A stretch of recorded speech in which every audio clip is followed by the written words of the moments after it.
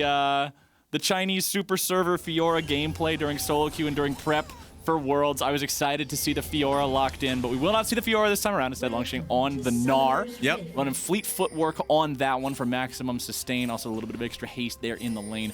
And I want to talk a little bit about this Aatrox pick, because you mentioned that you're not super excited about this one. It feels like his presence, his performance, just the general outcome of the games he's in hasn't been as great as it used to be. And I feel like, honestly, the same way.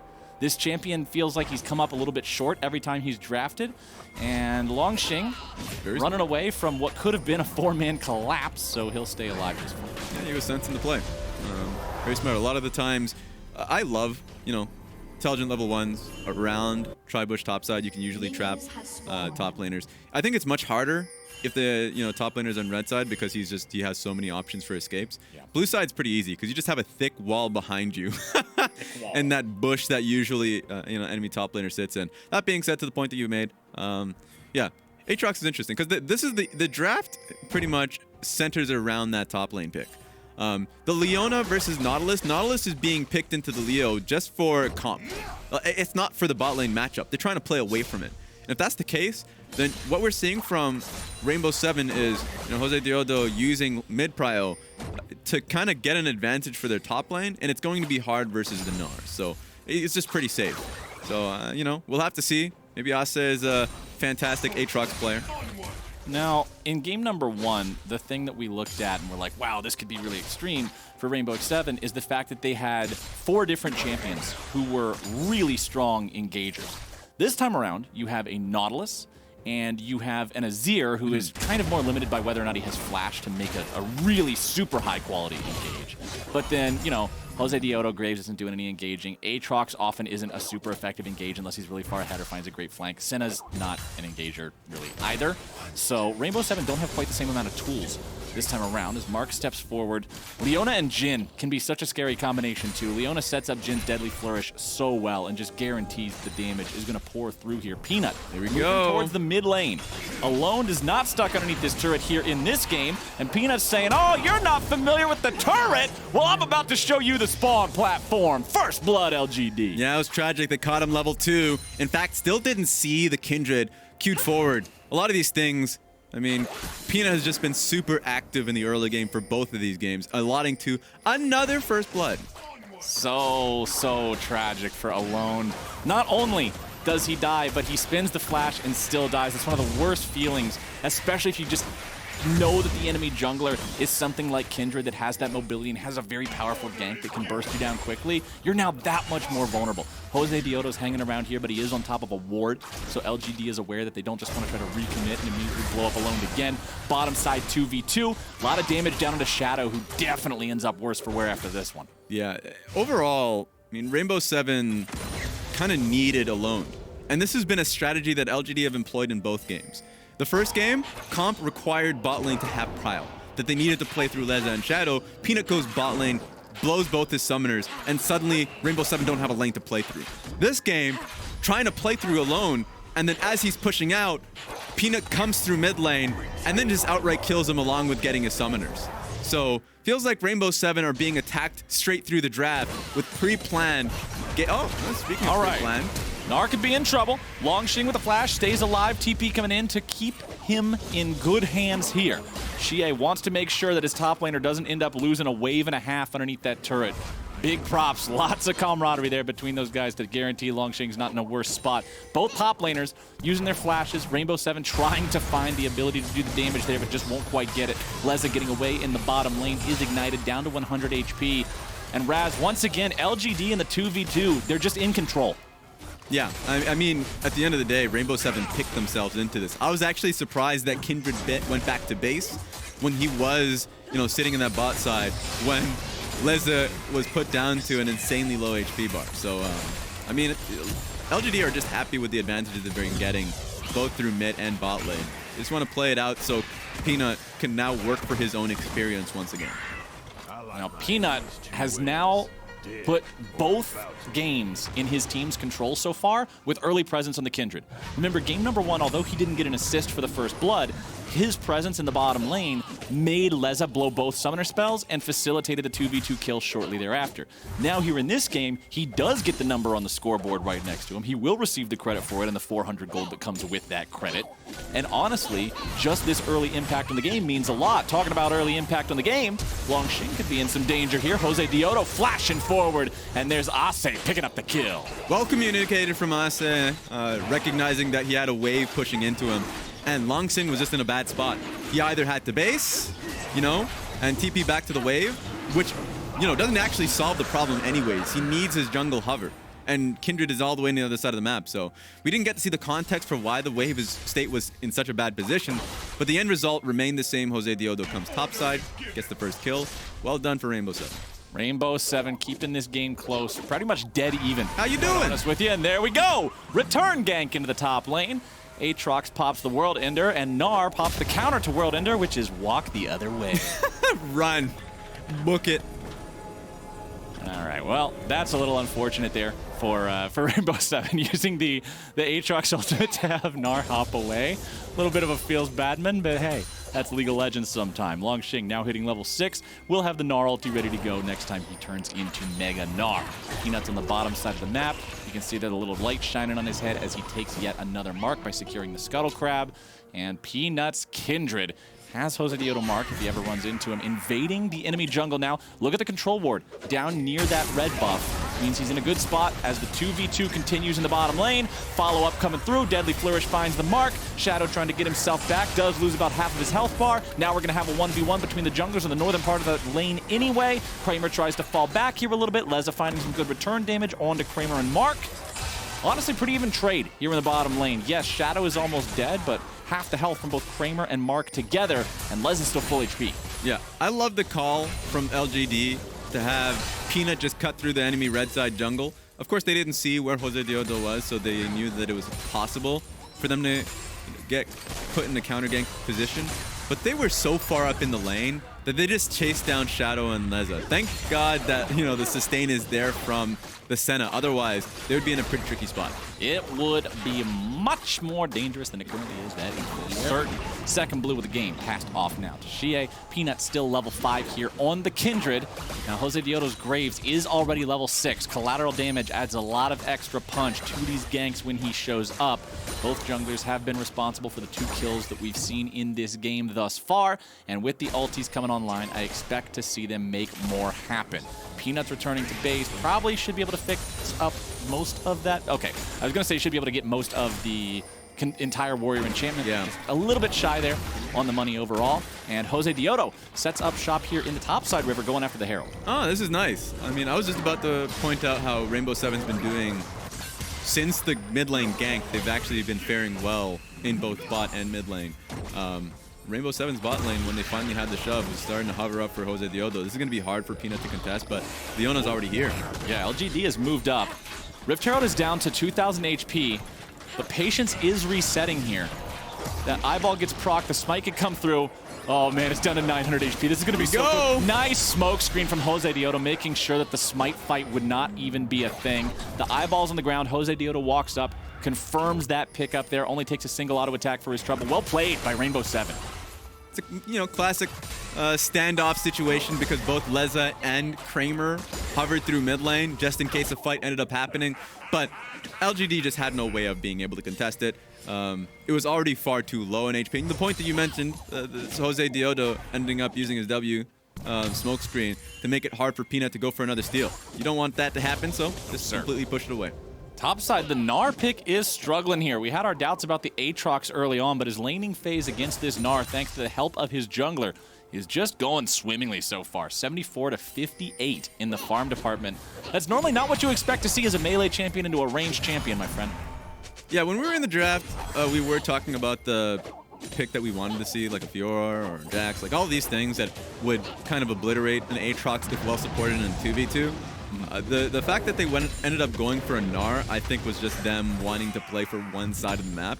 If you have a Jhin Leona versus a Senna, Nautilus, they probably just recognize that Langx was just going to be on weak side. If you pick him a carry on that situation, then he's just going to fail. So It's okay. You know, there are a few things that you can like look back on and want, you know, change for yourselves, but Langx is in a pretty tough position. And how he played the lane, we didn't get to see the full context, but of course made it even worse. That ended up turning into a 1 death for him, but just play it safe. That's all you can do at this point. Bottom side, Josedeodo joining up with the duo here to summon up the Rift Herald. This placement feels maybe a little bit early, but he wanted to make sure that they just got it summoned, got the instant gold payoff, not worried about maxing out the plates. May have been able to get that 4th one if they delayed the summoning there just a little bit more, but we'll never know. They get 3.5 plates. They add some extra money to their pockets. They are up 700 gold over LGD as the 2nd Drake of the game spawns. Yeah, I just love the fact that they used it on the base timer of LGD, but Peanut finds Leza. Leza, oh, just barely getting away from the deadly flourish there. Could have been in some serious danger. Would have at least had to use summoner spells if that connected from Kramer's Jhin. And now LGD have managed to secure control over the river again for themselves. Rainbow 7 did immediately have control, but they weren't in a good spot to protect it.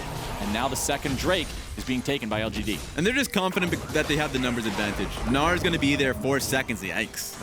All right. All right. Ulti count dodged away from by basic abilities this game. 2. Aatrox's ulti got walked away from, and then Azir just casually stepped to the side as the shockwave doesn't find the mark. A little bit tragic there for Xiye, but you know what's not tragic, my friend? What's up? 2 Drakes to nothing before 12 minutes into this game here for LGD. It's an infernal rift as well, meaning if they're able to grab that soul, they will do so much damage in these fights. Yeah, and they showed to us what kind of concept, or at least like what plays you can make when you have Cryo in the lane. They knew they had 4 seconds of, you know, advantage, numbers advantage with Gnar coming from topside. So they just went for the Drake fight. If they can go for Drake, if let's say Rainbow 7 ends up contesting them, they know they'll have Langx there first. So Rainbow 7 had to concede it. So far, the main idea that LGD have been pushing through have been extremely successful this game. Now, Josedeodo will continue farming up on this Graves. Is slightly behind his opponent in terms of farm. And speaking of his opponent, both of them with the sweepers about to bump into each other. As they move towards the mid lane, Peanut with the jump over the wall. Don't think we're going to get to see a whole lot here. Xiye does have a slight experience lead in mid lane as well. But oh, alone going in with the Emperor's Divide. Senna ulti comes through as well, looking to support these guys. Remember, Xiye still doesn't have his ulti back up and ready to cast from where he whiffed it earlier. So we're not going to see an immediate re-engage coming out from the side of LGD. Zenith's blade over the wall will not find the mark. And LGD backs off, but now they're saying, hey, the blue buff is there. Let's go in, let's try to steal this one away. LGD's not in good shape to fight for it. Xiye's got half HP and no mana. Rainbow 7 should be TP from the back, actually. Peanut might go in for the smite fight here. Oh boy, here's Xiye. Now they're gonna be fighting. Nice interrupt from Acce onto Langx, making sure he can't join the fight, but Shadow's gonna be killed there immediately. Alone trying to get away. Leona ulti gonna force a flash out of Leza to escape. So it's a 1 for broken teleport is the trade there. Langx tries to use that long summoner spell cooldown, gets interrupted, so he won't be able to do anything. But they do get the kill onto Shadow. They protect their own blue buff, and now it's LGD, the ones who are stealing the buffs away. Yeah, it could have been far worse, so good job to Acce just canceling out that TP from Langx, but I'm liking what I see here. Okay, you're getting chased down here. Unless you're Kramer. Wow. Like what you said. That was something. Okay. I'm far away from home. Yeah, Kramer was not where he needed to be right there, or if he thought he was, he didn't have the guys around him he thought he did. So free kill donated over to the side of Rainbow 7 and putting that money on the Senna. Hey, that's what they need after the way things went against them there in that bottom lane. Turret plating immediately drops, and as soon as that message is on the screen, Rainbow 7 jumps on the opportunity to take first turret in bottom lane. Like, LGD are just sending the world out there, including their fans, very confusing signs. They're the type of people that you just don't know if you should confess to, because at the end of the day, at one point they're like, hey, we're looking pretty good. We're making great calls. Like, the idea of the double teleport was fantastic here because they knew that they were countering the blue buff invade. But then, immediately after that, you just have Kramer staying in lane, over pushing, is just incredibly greedy, and Rainbow 7 catches that out. Rainbow 7 with a good punish, man. Hey, they're keeping this game nice and close. Dead even here. 2-2 kills. They do have to respect that Drake stack, though. Remember, This is a team who has had problems in the past fighting around objectives they shouldn't be fighting around, so I'm looking for them to make sure they're properly prepared and that they should fight around it, because honestly, you can't just keep giving these away. 5 turret plates to 0, though. Pretty impressive numbers there for Rainbow 7 in the early part of the game, as LGD does have their mid laner here in this bottom part of the map, trying to take down this tier 1 turret, put a little bit of extra gold in their pockets. With the next minion wave arriving, he should be able to get this. Might take 1 auto attack. Yeah, 1 auto from the turret's a big deal. And with that bottom lane tier 1 down, that's a little bit less safety for Rainbow 7 as they move towards this bottom side river and look to contest a Drake here in about a minute. And that's, for me, the theme for me so far in this series is that Rainbow 7 has great moments and great, like, kind of bursts. Like that Rift Herald play that ended up getting them those turret plates was fantastic for them, right? But then LGD, I feel like, are much better at kind of like in the mid game, being able to take side lane turrets effectively. Mark is always hovering the right side of the map, and so they're able to just slowly chip at these gold leads. Here we go, though. Looks like there was a fight that was stirring, trying to get control of Vision near the river. I think Josedeodo healed Mark with those bullets. Like, that Leona took no damage. That's some real Senna energy. Whatsoever. Just walked up, did not care. Not a good time there for him, but LGD's coming down. They're looking for this Drake. Remember, you get this one, you're on soul point. Your opponents must then fight for every single Drake thereafter just to keep you from getting that massive soul advantage. Infernal Drake has entered the Rift. LGD are clearing out some of the wards. They do have both a normal ward and a control ward there in that pixel brush. Rainbow 7 do not want to let them get away with this. They don't want to allow this Drake to go over for free. Now you can see we've got all 5 players from both teams hanging out around here. Nobody's going to have to teleport in. They wouldn't have the summoner spell cooldowns ready for it anyway. All 4 teleports are down across the board. What's up? Acce approaching from the right. Engage shows up from the dredge line. Shadow's just going to explode here on the front line if he's not careful. The stasis keeping him alive for an extra second, and Xiye gets rid of him. Deadly Flourish goes through, flash out from Acce, but now the follow-up flash, the Zenith Blade, the collapse from all of LGD. Acce's turning around and trying to fight. Peanut might be in some danger. No, he's not. Xiye picks up 2 kills there. And just not the right engage from Rainbow 7. They were not on the same page. Shadow was reading a different book. He's in there all alone, 1v5. They blow him up and they'll take the Drake. Yeah, that was a completely different conversations Rainbow 7 what happened there. They felt like they were on the same page. I liked initially how they were going to contest the dragon. Acce was coming in from a flank, but then he met the Gnar, while Shadow was met 4 people. Shadow engaged while Leza was shooting a ward. They're not having the same plan there. You can see what's on Shadow's mind is, hey, enemy mid laner, I can catch him. But the rest of the team's not prepared. Acce realizes he's dead if he runs, so he tries to go back in, like, okay, maybe I can do some damage to the Kindred, maybe. Yeah. But that's a maybe that honestly just requires a lot of misplays from your opponents, like they just throw their skill shots out into the wild blue yonder, and that didn't happen, so ends up being 2 for nothing for the side of LGD. Now Rift Herald being taken by the side of Rainbow 7. At least they'll get some sort of a consolation prize here. They're still down 2,000 gold. Need to use this Rift Herald to grab themselves a turret, make up for a little bit of those losses. And man, every Drake fight is now such a big deal in this game. Rainbow 7 has to deal with multiple situations, 4 of them in a row, at least, actually, where they'll have incredibly high risk with not that big of a reward. Total gold, very interesting total gold information on the side of your screen right now. The richest person in the game is Leza. Nice. On the set. He has 100 more gold than Xiye does. And then the next 4 richest people are all on the other side of LGD. So this Senna needs to do some work as Aatrox, Raz, I think our impressions of Aatrox may have been correct.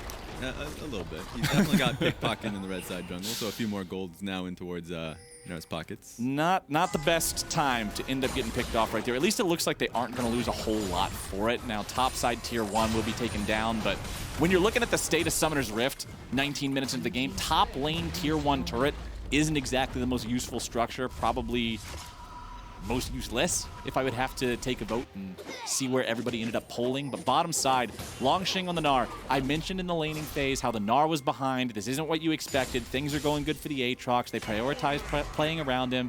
Yada, yada, yada. It's all so great. Now he's down 40 CS. Now that 1v1 doesn't feel as playable. Their itemization is equal right now, but that's going to change the next time Langx gets to go shop. Yeah, and for me, it's another story here is the idea that, oh yeah, I guess he was just fighting for red buff, isn't that weird? And he just got chased down. That's just wild. That's just crazy. because that's just a coin flip. If you end up losing red, you're just obviously going to get chased down by range Gnar. So not good.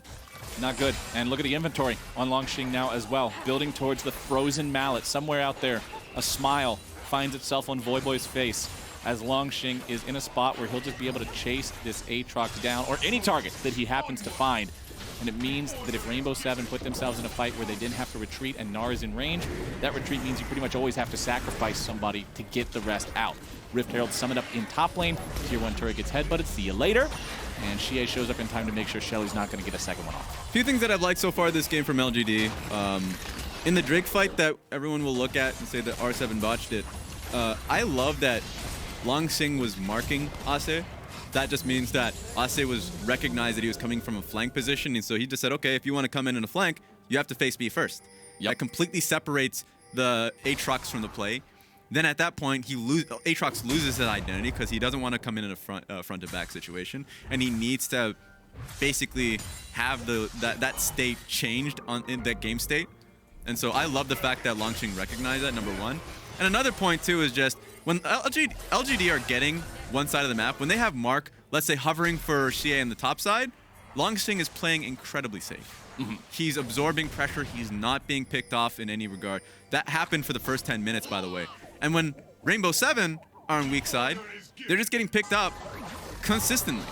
And you hate to see it. So now 57 seconds left. LGD are going to look to contest for the final soul for to get Infernal. Rainbow 7 have to fight this.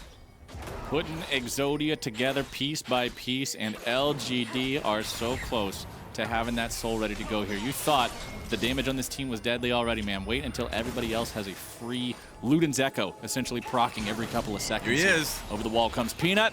Acce better head for the hills, man. Over the wall he goes. Deadly Flourish will not hit the target. World Ender has to be used just to get Acce away. First shot hits. Oh, no. Second shot.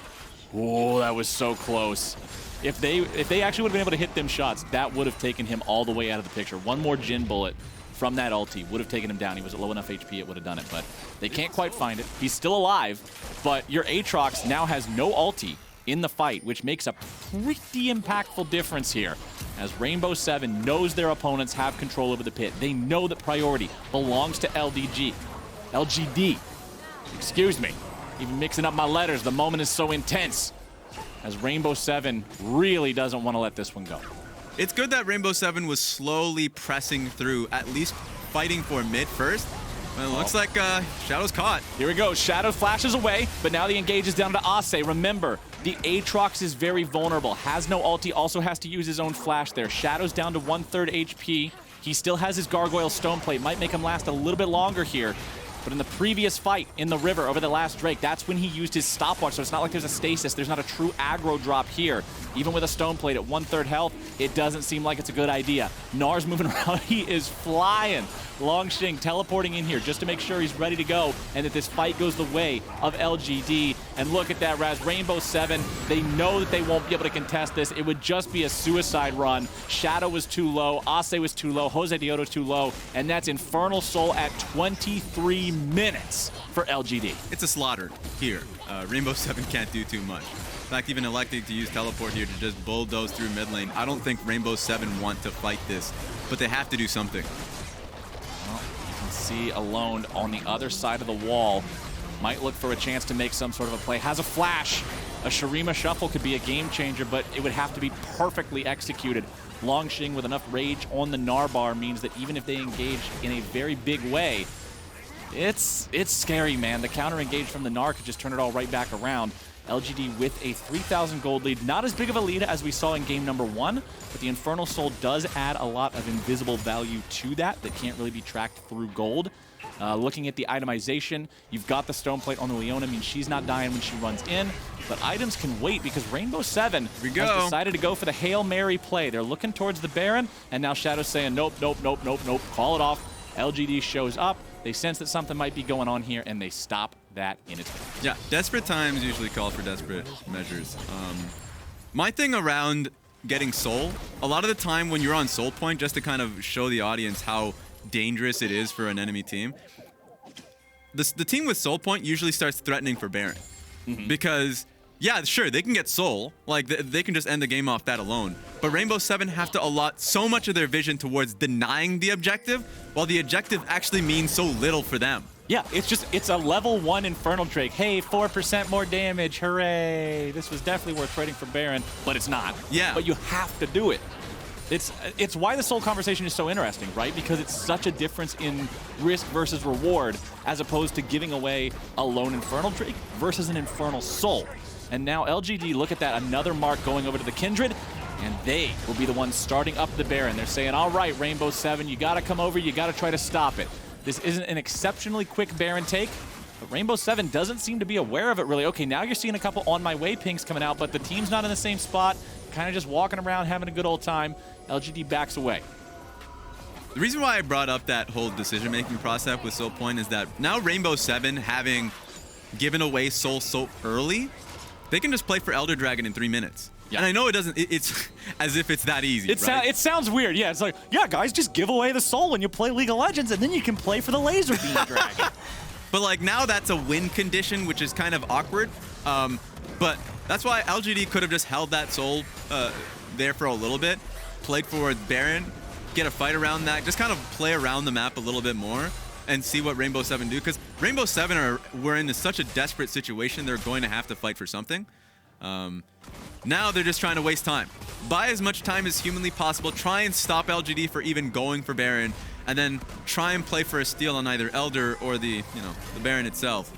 They're just that far in a bad position. Even though the gold isn't so far off, just a 4K gold lead for LGD, the stats are just so huge with the Soul kind of Infernal Dragons kind of blowing that up.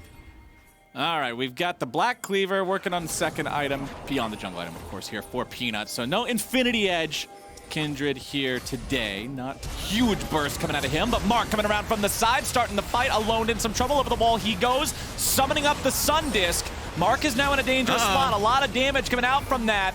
And nice punish from Rainbow Seven, but now off to the side. Leza might be picked up. Langx looking to make that kill happen. Jhin opens up the firing range. Will the curtains be called? The bullets go through. Fourth shot looking for the target here. Nice block by Acce. It's a 1-0 coming out from the side of Rainbow Seven, but not for long. Peanut! He picks up the kill onto Josedeodo, and the push will continue from LGD. It looked like a good defense by Rainbow Seven. The summoning of the turret by Azir as he gets away over the wall set Mark up for failure, but now LGD still makes the win come through. They're too far ahead in the game. They move right back up into the river, and Baron's the call yet again. Yeah, even with how well they defended, as you just said, like, it's just overwhelming damage. That now LGD are just trying to trap him in another fight. No, Shadow, man, this is not a good sign. Gnar jumps forward, cuts off the escape route, seeing if maybe there's even more to find here. Remember, Alone already had to use resources previously just to get away from the last dive attempt. Deadly Flourish will live up to its name. Xiye's on a killing spree. And with the Emperor of Shurima buried in his tomb for the next 38 seconds, I think that's your green light, Raz. It's time to go for the Baron. Yeah, let's go for it now. I mean, it's just demoralizing. Rainbow Seven are trying to get as much information as possible, and it's just costing them their lives. But at this point, it really feels like there's nothing R7 can do, so they're just bot side. They're just farming up and waiting for the inevitable defense. LGD putting this game pretty much at death's door for Rainbow Seven, as they now have to answer an enemy team that not only has Soul and Baron, but has both of those secured just in time. Elder is spawning in 30 seconds. LGD don't have to play this wacky positioning game now where you have to decide, okay, do we trade Baron for Elder? Do we trade Elder for Baron? It does not matter. It's the only thing on the map. And here's a replay of Mark trying to set this up. Now, he thought he had the stun lock down, but just has, cake on his face. It's kind of wild to see him just fall like that. But the immediate aftermath is just overwhelming DPS from LGD that still ended up getting a kill for that. So, TPing in. Oh, no. So, it's Elder Dragon time, everyone. All right, Shadow didn't get caught there. For a second, it looked like they might have been aware that he was there because of the way the TP showed up. Mark eating a little bit of damage there from Leza. Shadow and Josedeodo hanging out over the wall. Shadow does have flash to get over the wall for the flank if he needs to. Sad cat emote describes the state of this game for Rainbow Seven right now. 3 players from LGD moving up towards Kramer to join up with him. Langx still separated from the rest of the squad. He is very confident in his ability to stay alive by himself. Xiye throwing out the ball towards those guys, making sure they're not able to get any closer towards this objective. Josedeodo's down below half HP. Langx is just putting in work. Over the wall, Josedeodo, what the hell are you doing? Mark picks up the kill. Meanwhile, back in the Dragon Pit, it's Peanut securing the Elder, and with 2 players on the enemy team dead, LGD is going for that game-winning push. This is the biggest stomp I've seen, I guess, since like the TL a legacy game that happened really early on in the tournament. It just feels really disheartening for Rainbow 7 that are just being trounced. It's just that Rift Herald play.